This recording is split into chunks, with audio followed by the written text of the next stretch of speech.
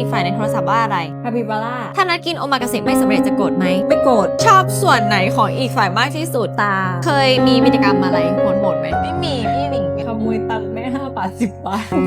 แม่คะถ้าแม่ดูอยู่พี่หลิงขโมยตังค์คุณ5 บาท เอาไปซื้อขนม พี่หลิงขโมยตังค์มา แต่เขารู้เพราะว่าเงินมันลดลงเรื่อยๆจนเกือบหมดแล้วเขาก็เลยเขารู้ ตัวเอ้ยคุณเนอะก็อาย เขาก็อายอ่ะฝากด้วยได้ไหมแต่อันนั้นเด็กมากนะ รู้เด็กแน่นอนอะช่วงเวลาล่าสุดที่รู้สึกมีความสุขคือเมื่อไหร่ ก่อนมากลับไปเล่นกับชาเชียวกับเต้าหู้ ค่ะ อะไรอ่ะตลกเหรออยากรู้เลย ถ้าเปรียบเทียบบุคลิกของอีกฝ่ายเป็นกลิ่นคุณจะเลือกกลิ่นอะไร คุณจะเลือกกลิ่นอะไร เปรียบเทียบเป็นเหมือนกลิ่นเนาะอะไรดีอ่ะกลิ่นอูนิ มินนี่ว่าเรากลิ่นเหมือนหมาก ลิ่นอูนิ กลิ่นหอมแฟบ อูนิเป็นกลิ่นหอมแฟบ หอมเหมือนสบู่นี่หอมเหมือนแป้งเด็ก นั่นแหละกลิ่นอูนิที่หอมเหมือนแป้งเด็ก อยากทำอะไรกับฉันมากที่สุด อยากทำอะไรกับฉันมากที่สุด อยากต่อยหน้า อยากทำอะไรหรออยากทำอะไรกับน้องอ้อมก็ต้องทำอะไรกับน้องอ้อม ถ้าเธอคิดให้มันดีเธอแค่กอดก็ได้ไหม อยากกอดน้องอ้อมอยากหยิกแก้ม ไม่มีแก้มผู้หญิงหรอกนะ เพราะว่าอ้ำอ่อนใจอ่ะ โอเค เดทในฝันของคุณเป็นอย่างไร เป็นแบบชิลๆสบาย พูดหนึ่งประโยคที่ไม่เคยพูดกับฉันมาก่อน ๆอะไรวะไม่เคยพูดด้วยหรอ มีหรอก มีพูดเกือบหมดแล้วอยู่ด้วยกันทุกวัน สเปคในอุดมคติของคุณคืออะไร สเปกอ่ะสเปกเป็นคนดีเป็นคนดีแล้วก็เหมือนโกลเด้น เรนจ์กว้างมาก เหมือน ฉันก็เหมือนโกลเด้นนะ เหมือนโกลเด้นน้อยงั้นเธอก็เข้ารอบค่ะเมมชื่ออีกฝ่ายในโทรศัพท์ว่า ลิงลิงคอง ถ้ากินโอมากาเสะไม่สำเร็จจะโกรธไหม ไม่โกรธค่ะ เพราะว่าล่มมาหลายรอบแล้ว แต่ก็จะนัดใหม่เรื่อยๆค่ะจนกว่าจะสำเร็จ ชอบส่วนไหนของพี่มากที่สุด ตาค่ะ เคยทำเรื่องที่บ้าที่สุดคืออะไร เยอะ น้องอ้อมมีเยอะ อ๋อเปล่าค่ะ เคยโดดเข้าแถวเพราะว่ารู้สึกจะเป็นลมก็เลยนอนอยู่ในห้องเรียน ไม่รู้นั่นเป็นวีรกรรมไหม ช่วงเวลาล่าสุดที่รู้สึกมีความสุขคือเมื่อไหร่ ตอนนี้ครับเพราะผมได้อยู่กับลิงคองครับ คุณโก้เขาอยากกลับบ้าน อย่าช็อตเด็ก ถ้าให้เปรียบเทียบบุคลิกอีกฝ่ายเป็นกลิ่นจะเลือกกลิ่นอะไร ส้มยูสุครับ ทำไมอ่ะ สดชื่น อยากทำอะไรกับอีกฝ่ายมากที่สุด อ้อมอยากต่อยมวยกับพี่หนิงครับ โอเค เดทในฝันของคุณเป็นแบบไหน เรียบง่าย แล้วก็เงียบ พูดหนึ่งประโยคที่ไม่เคยบอกพี่มาก่อน ที่ไม่เคยพูดกับพี่มาก่อน ๆไม่มี ไม่มีเหมือนเดิม ไม่มี อยากต่อยแม่ไม่เคยอะยังไม่อยาก ยังไม่มี อยากใส่หน้าคุณได้ว่าไม่ได้นะคะ เป๊กในอุดมคติของคุณคืออะไร จริงๆก็ได้หมดเลยค่ะ ขอแค่เป็นคนดี รักตัวเอง รักสุขภาพออกกำลัง ตะวันนะคะ และข้างๆเราคือไอล่าค่ะ สวัสดีค่ะไอล่าค่ะ เป็นดาราแล้วก็ไอดอลสาวนะคะยินดีที่ได้ร่วมงานกับพี่ตะวันนะคะ เจอกันอีกแล้ว เจอกันอีกแล้วค่ะอย่าลืมทำตามกฎด้วยนะคะคุณไอล่า ออมรู้สึกว่ามันแตกต่างตรงที่เหมือนกับคือเขาออกแบบคาแรคเตอร์ให้มันแบบเหมือนเราเหมือนพวกเรามากขึ้น คนนี้ก็จะมีความนิ่งมาก แล้วก็คนนี้ก็จะมีความแบบ energy ล้นมีความแสบมีความอะไรอย่างนี้มากขึ้นค่ะ แล้วก็ความต่างมันคือเราสนิทกันแล้วนะคะ เราก็อาจจะไม่ต้องปรับจูนเรื่องความสนิทสนมเยอะ แต่อาจจะปรับเรื่องคาแรคเตอร์ของตัวละครมากกว่า แบบทำให้มันชัดทำให้มันต่างจากเรื่องใจซ่อนรัก หลิงว่าความต่างอีกอันหนึ่งก็คือนอกจากว่าเราแบบเคยร่วมงานใจซ่อนรักมาแล้วมันเหมือนแบบฉากแรกที่เราจูบกันบนเพดานมันเหมือนเราแบบเหมือนเคยจูบมาแล้วแต่ว่าจริงๆเราต้องแบบไม่เคยจูบมาก่อนมันต้องปรับกลับไปว่าแบบต้องลดลงมาหน่อยเพราะว่าความสนิทของเรา มันเกินตัวละครไปหน่อย ใช่ใช่ ลบๆหน่อยค่ะ ใช่ไม่ใช่เพดานนะดาดฟ้า อ๋อดาดฟ้าใช่ฟ้าที่แบบยิงปืนอะที่มีเลเซอร์ที่บอกรักไอล่านั่นแหละซีนนั้นตอนแรกแบบจูบไปแต่ว่าจริงๆมันต้องแบบไม่เคยจูบก็เลย เป็นจูบแล้วเรา ใช่มันก็เลยแบบต้องลดหน่อย จริงๆเหมือนยังไม่ผ่านการเวิร์กช็อปค่ะเรื่องนี้ คือณตอนเนี้ยเวลาที่อัดคือยังไม่ผ่านการเวิร์กช็อปเราก็เลยยังไม่แน่ใจว่าเราสามารถปรับเปลี่ยนอะไรตรงไหนได้บ้าง แต่เท่าที่ฟังพี่ผู้กำกับมาพี่นายบอกว่าให้เป็นตัวเราเลย สำหรับหลีนะคะ น่าจะขบวนความคิดแล้วก็การกระทำของตัวละครจะต่างกัน เช่นสมมติตัวละครตะวันอาจจะเป็นคนที่แบบสังเกตการณ์ทุกอย่าง แล้วก็ค เก็บไว้ในใจแล้วถ้าไม่ถึงขั้นสุดไม่พูดแต่ของพี่หมอจะแบบมันขั้นกว่าหมายความว่าเขาจะมีความแบบคอนโทรลมีความเป็นผู้มีอำนาจมากกว่า แล้วเหมือนพี่หมอเขาเป็นอะไรเขาจะแสดงออกเลยนะ ใช่ อืม อาจจะคุมบางครั้งก็หลุดคุมไม่ได้ แต่อันนี้ก็จะมีความแบบกุ้มกลิ่มมีความแบบเก็บในใจมากกว่า สำหรับออมคิดว่าในใจซ่อนรักอ่ะเอิญเขาจะมีความเด็กกว่า แล้วก็มีความหวานมีแบบเขาเรียกว่าอะไรเหมือนแบบซอฟต์มากกว่า แต่ว่าสำหรับในตัวไอด้าเขาจะมีความเปรี้ยวมีความแบบกล้าพูดกล้าแสดงออกมีความอะไรอย่างงี้มากกว่าน้องเอิญอาจจะกล้าแสดงออกแค่กับพี่หมอนะอะบางทีสมมติแต่ว่าแบบไอด้าคือแบบเขาแบบไปขั้นกว่าแล้วอ่ะเขาเป็นไอดอลที่แบบกล้าเต้นกล้าร้องต่อหน้าคนอื่น ซึ่งบางครั้งตัวออมเองก็ยังไม่กล้าทำเลยเขาจะมีความมั่นใจสูงมากแล้วก็เปรี้ยวมาก เป็นคนขี้อ้อนได้เป็นคนขี้อ้อนมากๆ แล้วก็นิสัยน่ารัก พี่อ้อนอยู่ละค่ะขนาด อย่างนั้นเลย อย่างนั้นเลยแล้วก็แบบเทคแคร์ดูแลเอาใจใส่คนรอบข้างแล้วก็ชอบนอน สุด ของพี่หลิงหลิงเนาะออมคิดว่าพี่หลิงหลิงอะเป็นคนที่นิ่งมากแล้วก็แบบ emotional stable สุดๆ คือแบบคือออมว่าเขาเป็นแบบผู้ใหญ่มากเขามีความมาชัวร์มากอะ ๆต้องบอกเลยว่าใครที่ทำให้หลิงโมโหได้นี่คือสุดยอดค่ะ แล้วก็ชอบเทคแคร์ผู้อื่น รู้สึกว่าอยู่กับพี่หลิงแล้วเหมือนมีคนดูแล เป็นพวกกับอยากให้น้องออมน่าจะอยากได้บทที่แบบท้าทายกว่านี้หมายถึงว่าแบบ you know me ลิงลิงคง you know me แต่ตอนแรกเธออยากได้เป็นผีอ่ะงั้นเอาเป็นผีที่อิมโมชันอลสุดๆแล้วก็ดีไปมันมีปมแบบว่ามีความ ฟีลแฟลชแบ็กฟีลแฟลชแบ็ก ใช่ที่แบบ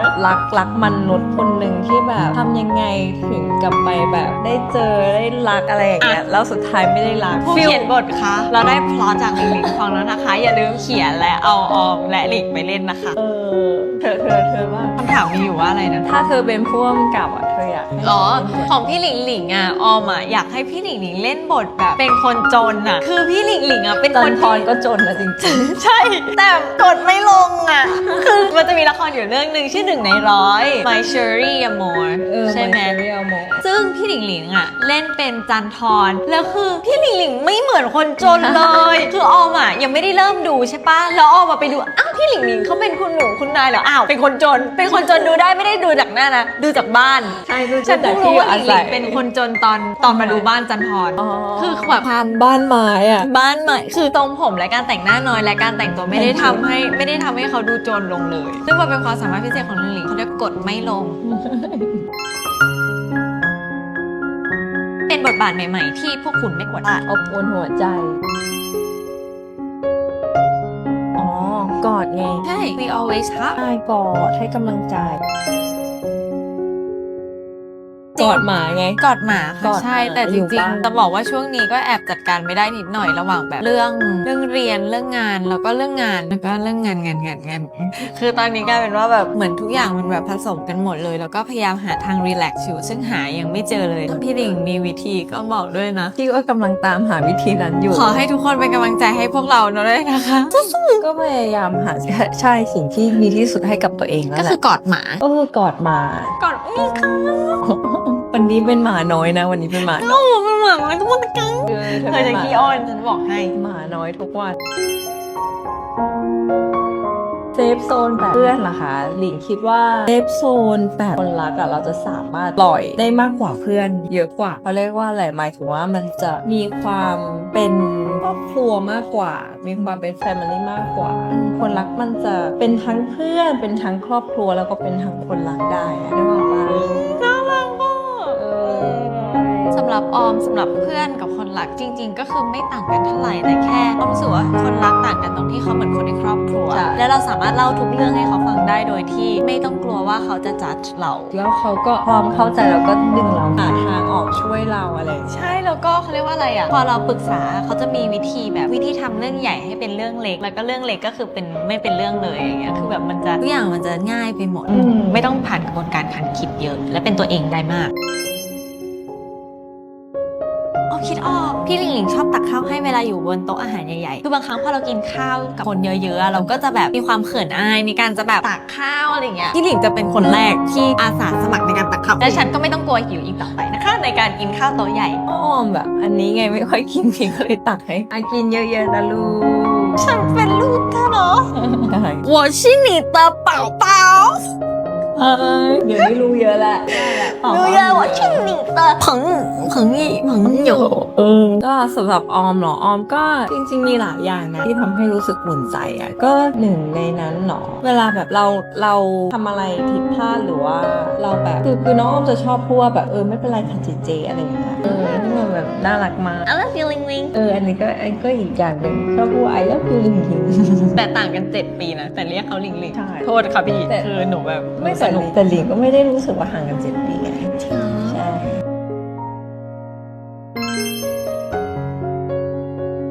ก็จะมีความรักที่ถูกเปิดเผยไม่ได้ ก็จะมาแชร์กันหมายถึงว่าเวลาเราอยู่ด้วยกันคือชอบพูดเรื่องส่วนตัวนิดนึงแต่บอกไม่ได้นะคะ แต่บอกไม่ได้นะคะ เพราะว่ามันเป็นความลับระหว่างเรา2 คน แล้วเราก็เมาส์กันให้แฟดเลย เวลาเราอยู่กัน2 คนไม่มีทีมงานอยู่รอบๆเราก็จะแบบอย่างนี้ใช่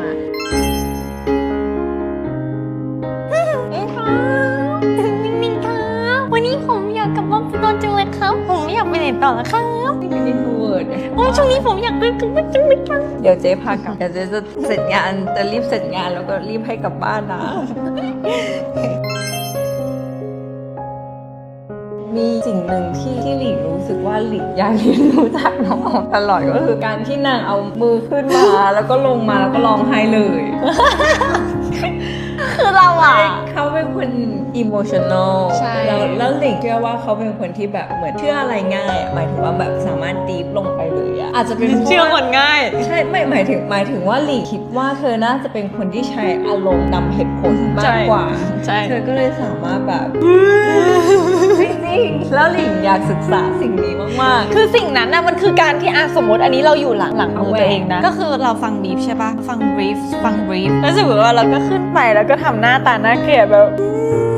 อย่างเงี้ยแล้วน้ำตามันก็จะไหลออกมาเอง ๆเนี่ยโคตร amazing แต่มันน่าเกลียดแล้วมันก็เลยต้องปิดเอาไว้ไม่งั้นเราจะไป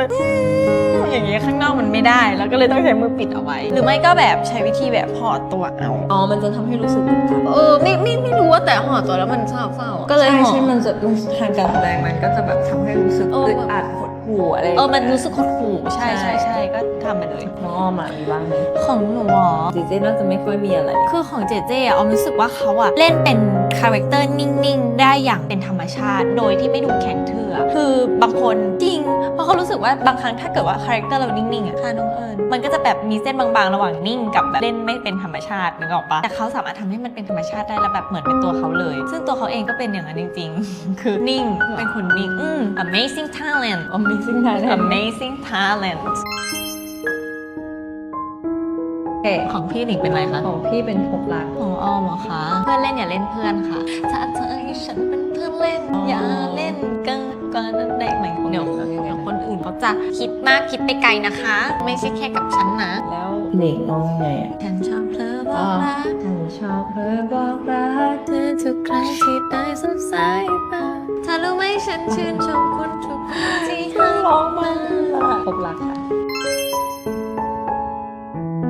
ลูกสุดท้ายค่ะลุกนี้ หลิงอ๋อ แต่ตอนที่ชอบลุกเนี้ยเอาเป็นว่าลุกเนี้ยเป็นลุกเท่ ลุคนี้ละกัน เพราะว่าชุดแรกก็เข้ากับพี่หลิงดีนะคะ เป็นชุดที่ดูชิลๆแล้วก็มีแบบเสื้อคลุมทับอย่างเงี้ยพี่หลิงชอบพี่หลิงชอบใส่เสื้อคลุมอะไรอย่างเงี้ย แต่ว่าจริงๆอ่ะน้องใส่กี่เผาก็สวยนะ กี่เผาหรอฉันจะเป็นสไปจีน สโตนเผาแล้ว สำหรับหนูเป็นกี่เผาใช่ไหม ใช่ สำหรับพี่เป็นชุดแรกดูชิลๆมีแบบเสื้อคลุมดูเป็นพี่หลิงหลิงถ้าอยากมีโอกาสได้แต่งเหรอคะก็น่าจะแต่งเป็นผี คนปราบผี นี่คนป่าบผีนี่ผี คืออยากเป็นผีมาก ไม่รู้เป็นอะไรเป็นแบบความฝันวัยเด็กอยากเป็นผี4 ปีเดียวแต่งงา ปี น น้องออมเท่าไหร่ 32เราเล่น 32 เร็วไปวะแต่ก็แต่งแล้วกัน 32ก็33เองอ่ะ33ก็อาจจะแต่งงานแล้วนะสำหรับน้องออมอะ ทำไมอ่ะไม่รู้ทำไมอ่ะแล้วเจ๊เอาเลยมายืนยันเจ๊อย่างว่ามูจากมูสัว เจ๊ยืนยันไม่ได้หรอกแต่ว่าเจ๊คิดว่าเป็นอย่างนี้ แล้วเจ๊อ่ะ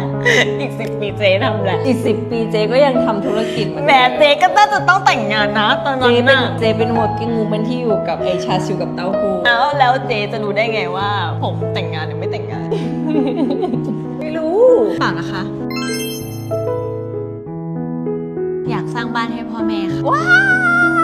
แล้วก็อยากเลี้ยงหมาอีกเป็นเพื่อน พื่อนๆอุ่นดี เป้าหมายเล็กใช่ไหม ฟิลแบบปล่อยจอยชีวิตใช้ง่าย เป้าหมายเล็กตอนนี้ก็คือแบบซื้อบ้านถือว่าเป้าหมายเล็กไหมเพราะทุกวันนี้แฟนคลับก็บอกรีบซื้อบ้านตลอดจนทุกคนรู้แล้วว่าลิงอยากซื้อบ้านมีไหมก็รู้สึกว่าพอแฟนคลับเยอะขึ้นงานก็หลากหลายมากขึ้นก็เลยไปหลากหลายประเทศ ได้แบบไปหลาย ๆ ที่มากขึ้นเจอคนมากขึ้น รู้จักคนเยอะขึ้น การใช้ชีวิตก็ต้องใช้อย่างระมัดระวังมากขึ้น ก็ถือว่าเปิดหูเปิดตา มีเยอะแยะเลยอยากจะบอกว่าขอบคุณนะคะที่คอยสปอร์ตพวกเราค่ะ แล้วก็เราว่าแบบพวกเราน่าจะรู้กันอยู่แล้วพวกเรารักกันมากแค่ไหนค่ะ ก็หวังว่าเราจะอยู่แบบนี้ด้วยกันไปนาน ๆ ค่ะ ก็ดีใจมากที่ยังอยู่ด้วยกันจนถึงทุกวันนี้แล้วก็ดีใจด้วยที่เราสามารถอินสปายซัมวัน อืม ใช่แล้วก็หวังว่าพวกเราก็ยังคงเป็นความสุขเล็กๆน้อยๆในแต่ละวันของพวกคุณนะคะ อีกอย่างหนึงที่หวังเลยหวังว่าทุกคนที่ได้มารู้จักเราเนี่ยมีความสุขค่ะ อยากให้ทุกคนมีความสุขเยอะ อืม ๆ I love you guys 爱你们ไอ้นี่บ๊ายบาย